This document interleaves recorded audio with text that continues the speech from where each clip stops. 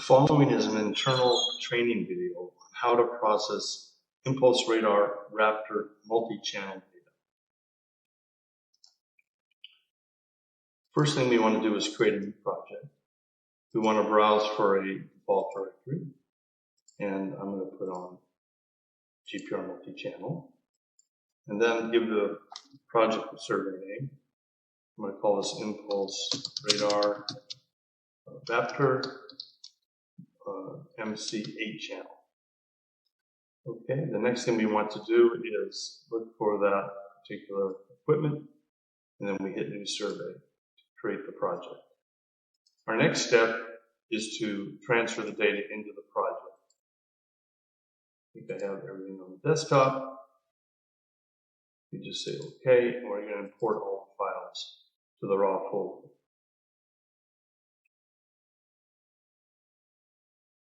And we can see that all the data has been transferred into the raw folder. Our next step is to set up the information files. This particular instrument is a 8-channel, so we'll put in the number of channels. You don't need to set the number of tracks. It will determine that automatically. The offset for this equipment is 8.5 centimeters, and it starts at minus 0.298. Then 298. And then we just hit the button Help Set, and we have our channel naming and the offsets.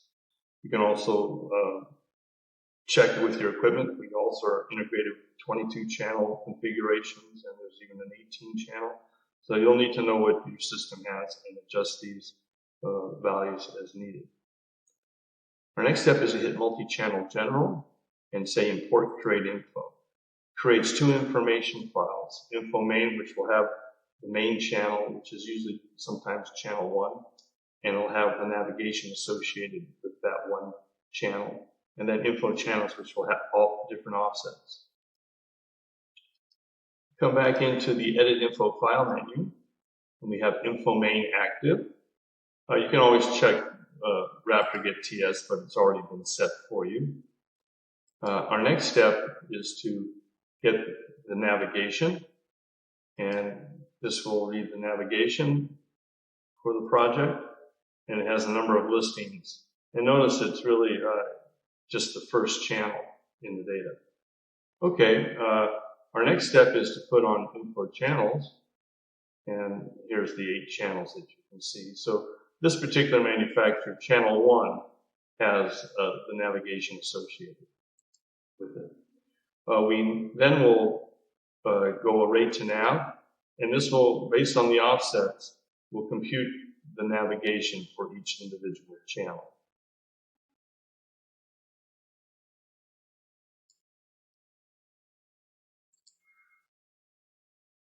And here it's showing all the listings for each channel, and you can actually look at the navigation files here.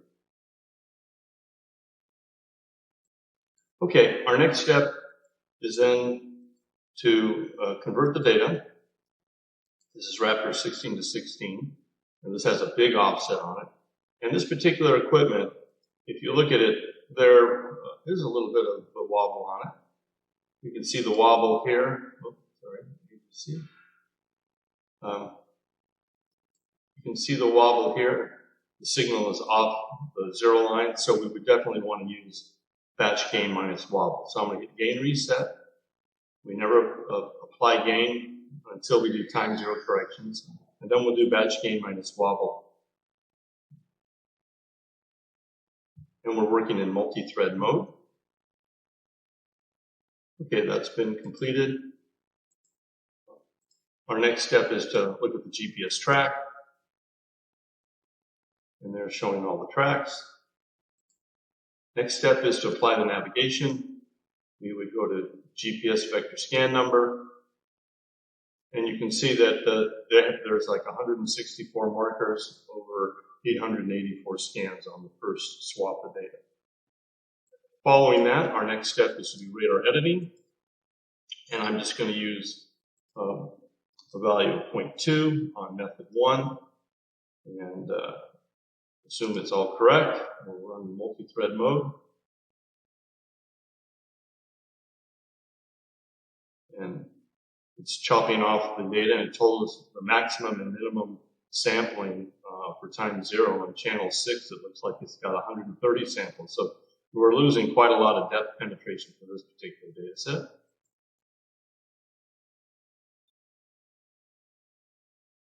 And we can update to the new information file.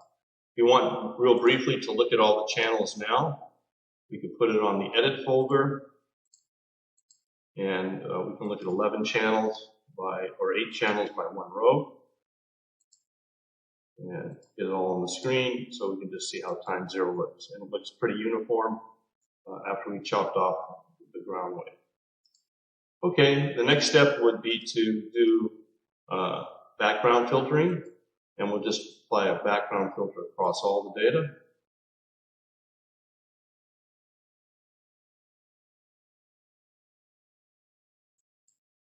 Note this background filter looks at the average scan on each channel and subtracts it, not across the whole project, but just on each radargram on each channel. There's options to reduce this if you have backgrounds that are changing to a scan rate. Okay, after we have the background filter data, our next step is to do spectra plus gain.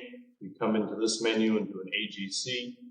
You might want to look at a couple more channels in the middle to make sure things look good, or maybe even go further down into the project, channel 7, and it looks like we have a good gain curve. Okay, with that then we'll run bandpass.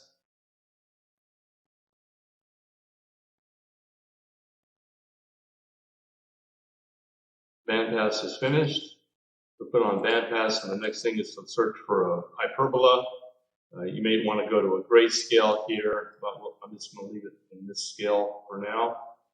And choose a velocity, and then you probably want to open the aperture up a little bit, and then maybe go with something like that. And let's just test the migration on this first one and bring it down. Let's collapse these hyperbolas. Good enough. Our next step will be to run this in multi-thread mode.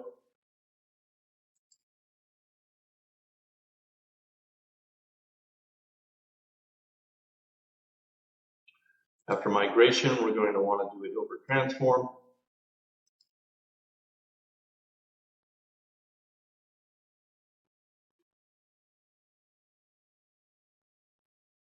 Okay.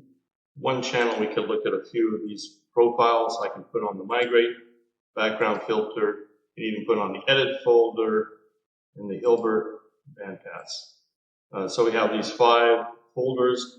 Let's just say I want to look at one radargram by 1 row at 70% of the screen. And it's showing us all the different filters on that one profile. You can also look at it with 5 rows. Look at the data that way. That looks a little bit better. Okay, our next step is to compile this to a 3D volume. I'm just going to compile the Hilbert folder, but you can also compile the migrate or the bandpass. We're going to set the XY cell size to the native size, which is the channel spacing. You can put whatever value you want here. If you go inside that, smaller, then you're going to get more empty cells, which you can interpolate onto. I'm going to hit the help set button. And then the other thing to notice here is that the sample n is 155. So there's actually 153 data that are actually in the profile that we use. The first 2 samples are header information. I'm going to make this a full resolution model, so I'm going to put this up to 153.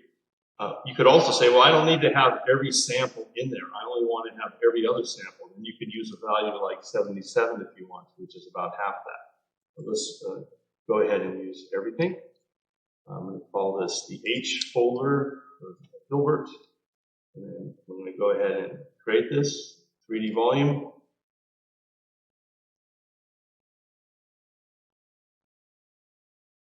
Oh, I have it on grid block mode, so nice to see a bug here. You can also, if you're working with huge data sets, you may have to create the data with blocks because you can't get everything into a volume that's bigger than 600 megabytes. So you may be forced to make blocks of 20 by 20 or 50 by 50. And I just show you that real quickly here. So you can actually break up the data into blocks, and they are seamlessly put back together in an OpenGL grid block. And I'm going to set this back to 0, and just going to show that there's no blocks here. We're just going to make one block because this is a small data set. And we're going to create the volume again.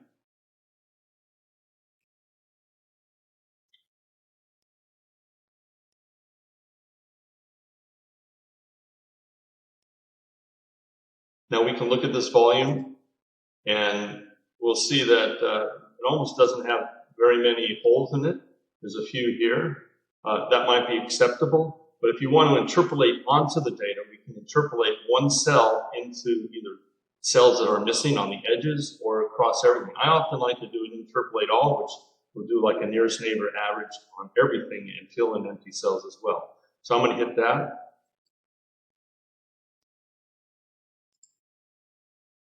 Okay, that's done. And automatically will have made, this is the active file for OpenGL. So let's go in and look at that file. And you can see that it filled in some of the areas that we had empty. You can also interpolate 2 cells out to probably fill in this data if you wanted to, and you thought that that was necessary, but we're going to leave it like that. I'm going to get a Google Earth map now. And I'm going to put this just to 1200 by, just say 900, and then let's make it a zoom level of 19 automatically. Get a Google image, hit the Get Corners button, finished, and then we hit the Z button, and there we have all our Raptor data. Now, this is a nice data set which we can show later on, but I'll show you an overlay. If we come to about this level and hit the O button, we can slide down, we can actually put in almost all the utilities in there.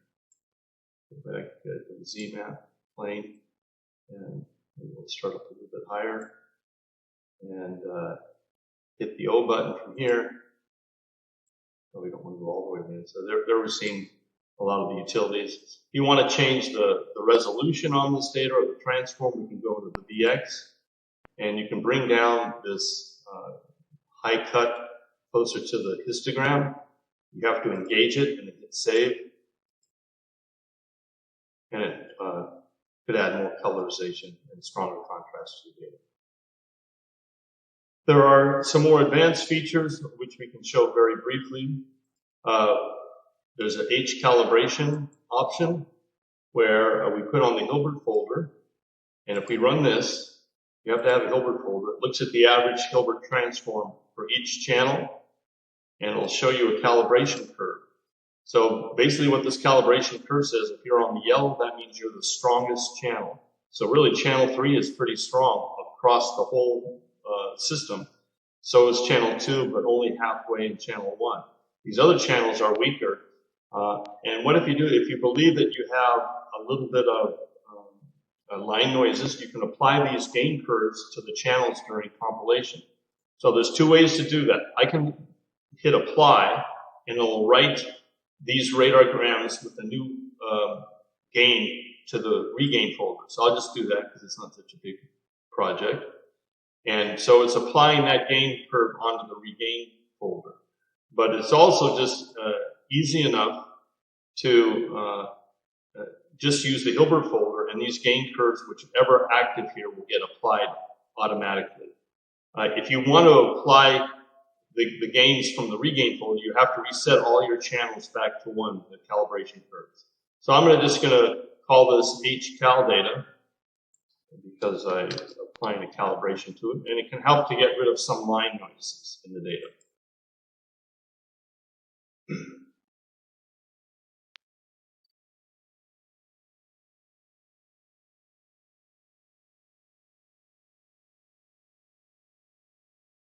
And I'm going to interpolate that.